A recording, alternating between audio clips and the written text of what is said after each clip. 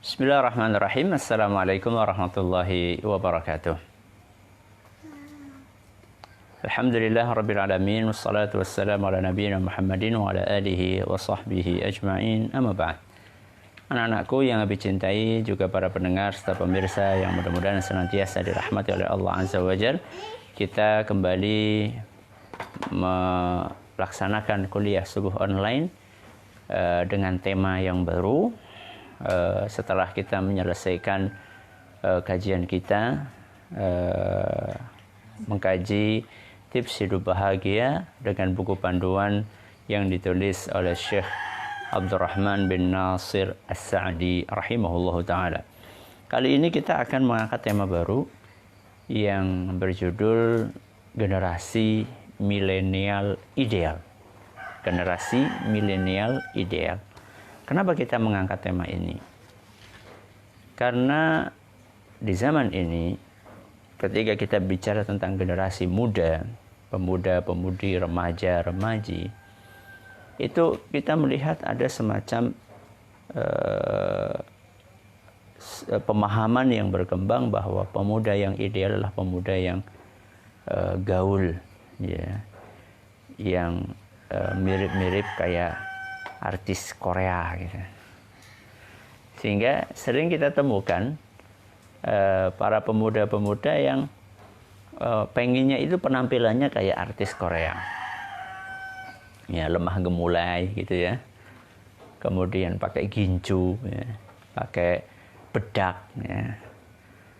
Jadi kiblatnya itu ke sana, rambutnya itu dibikin kayak gaya potongan artis Korea ya. Itulah yang banyak terjadi.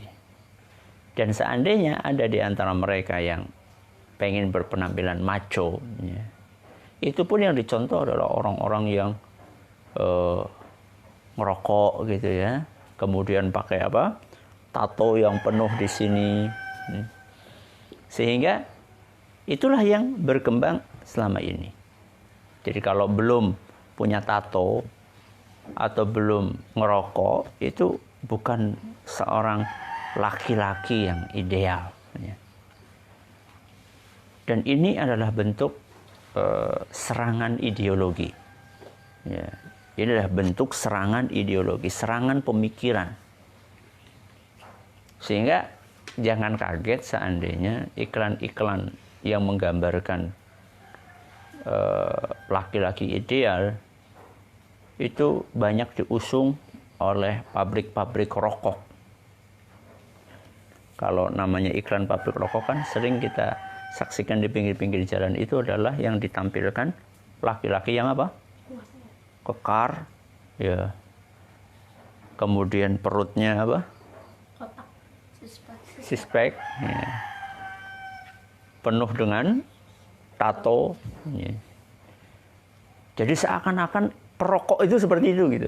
Padahal itu adalah pembodohan publik. Ya. Kenapa nggak ditampilkan yang batuk-batuk, yang kurus-kurus, yang kena penyakit apa? Kanker, ya. Yang kucel, kenapa nggak ditampilkan seperti itu? Itulah pembodohan publik. Sehingga yang dikesankan lah kalau belum ngerokok itu belum laki-laki gitu.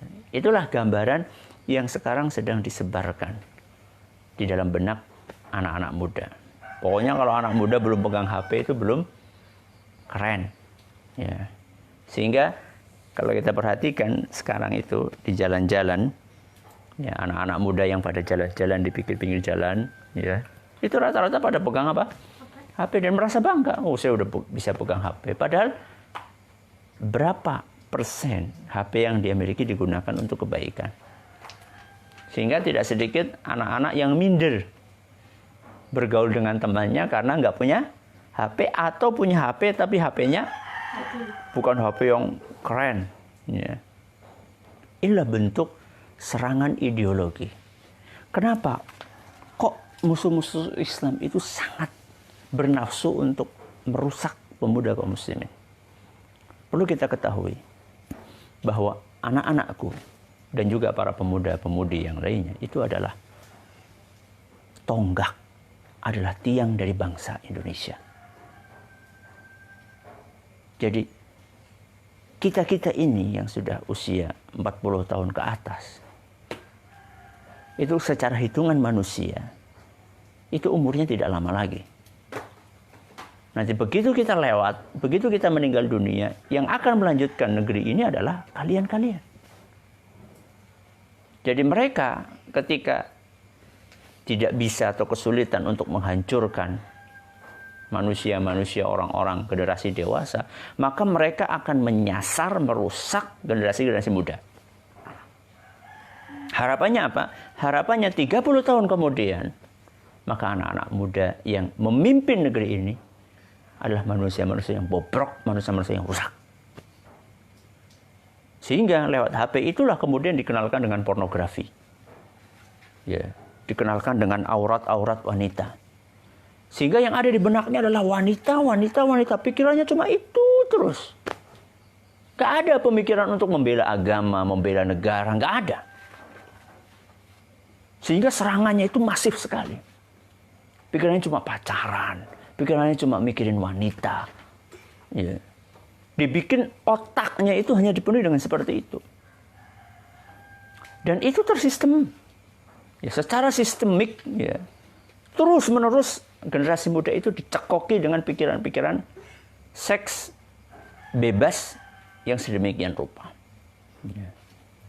Padahal kalau kita lihat generasi muda yang ideal, itulah generasi muda yang dicontohkan oleh ulama-ulama salaf kita. Ya, dalam usia belasan tahun, 19 tahun, 17 tahun, 18 tahun, banyak di antara para pemuda di zaman ulama salaf kita dahulu, ada yang sudah jadi panglima perang. Siapa? Usamah bin Zaid. Ya. Bayangkan usia cuma belasan tahun. Ya. Ada yang sudah jadi mufti. Ya. Ahli fatwa. Kalau sekarang mungkin adalah ketua MUI. Ya. Padahal usianya baru berapa? Belasan tahun. Ya. Ada yang menaklukkan benteng Konstantinopel. Ya. Itulah para pemuda pada zaman dahulu. Coba sekarang perhatikan anak-anakku. Pemuda di zaman ini usianya 16 tahun, 17 tahun. Bisa apa? Main HP. Kalau ada masalah, gimana? Stres. Pas update status, galau. Itulah pemuda di zaman ini. Ya. Dan itulah yang diinginkan oleh musuh-musuh Islam. Ya. Dahulu usia 17 tahun, 18 tahun sudah bisa memimpin pasukan perang. Yang jumlahnya ribuan tentara. Ya. Sehingga jangan heran kalau pemuda pada zaman dahulu itu pada usia sekian belas tahun sudah nggak tergantung pada orang tuanya. Sudah bisa nyari apa? Duit sendiri. Mandiri mereka. Karena dari kecil mereka sudah dididik seperti itu. Nggak ada pemuda pada zaman dahulu ke kamar mandi minta ditemani siapa? Uminya nggak ada. Siapa yang sejak kecil sudah dibawa ke tempat-tempat gelap siapa? Az-Zubair kalau nggak salah ya. Az-Zubair ibn Awam sama ibunya. Dari seumuran Bilal mungkin ya sudah dibawa kemana? Tempat-tempat gelap supaya berani. Ya. Jadi nggak ada pemuda-pemuda penakut pada zaman dahulu. Mereka semuanya pemberani. Nah, kita ketika mengangkat tema generasi milenial ideal itu kita pengen mengambil nasihat-nasihat dari para ulama kita. Bagaimana mereka bisa mendidik pemuda-pemuda pada zaman itu menjadi pemuda-pemuda ideal. Dan kita akan memakai buku panduan yang ditulis oleh Syekh Abdul Razak Al-Badr hafizahullah ta'ala.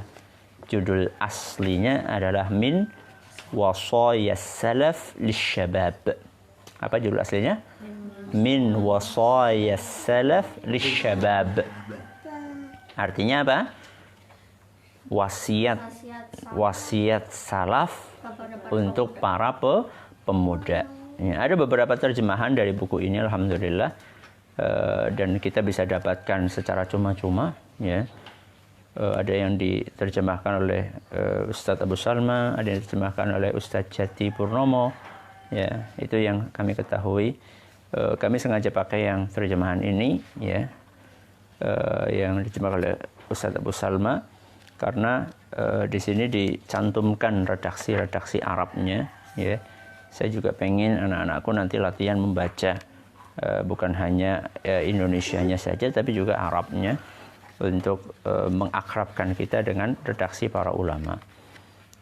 Insya Allah nanti dari admin FB kami akan mengupload, ya, buku ini atau filenya di FB kami.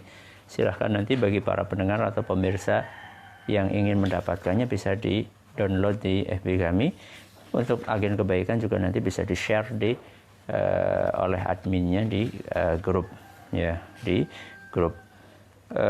Adapun penulis buku inilah kita tahu semua, ya, seorang ulama di Madinah, yaitu Syekh Abdul Razak bin Abdul Muhsin Al-Badr Al-Abbad hafizahullah ta'ala. Beliau adalah salah seorang ulama yang terkenal ketawaduannya, keilmuannya, kemudian juga mengamalkan apa yang beliau ajarkan, wala nuzaki 'alallahi ahada. Beliau salah seorang ulama yang putranya ulama juga. Jadi ayah beliau Syekh Abdul Muhsin Al-Abbad adalah ulama paling senior di Madinah, ya, di kota Nabi sallallahu alaihi wasallam. Alhamdulillah kami selama kuliah di Madinah, alhamdulillah kami sempat berguru kepada dua ulama tersebut, Syekh Abdul Razak dan juga Syekh Abdul Muhsin Al-Abbad hafizahumallah.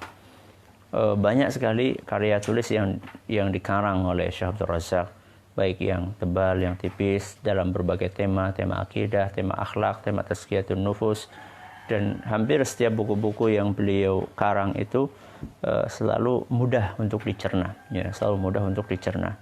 Alhamdulillah kita juga sampai sekarang masih mengkaji buku beliau, fikih doa dan zikir, fikul adiyati wal adhkar, ya, sudah masuk seri 160-an atau 170-an alhamdulillah.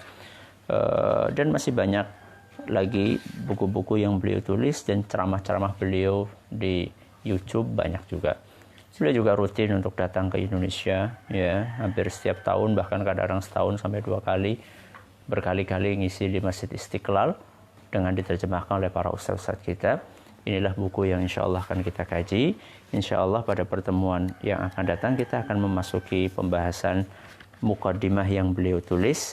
Setelah itu baru kemudian kita memasuki wasiat yang disampaikan oleh para ulama kita.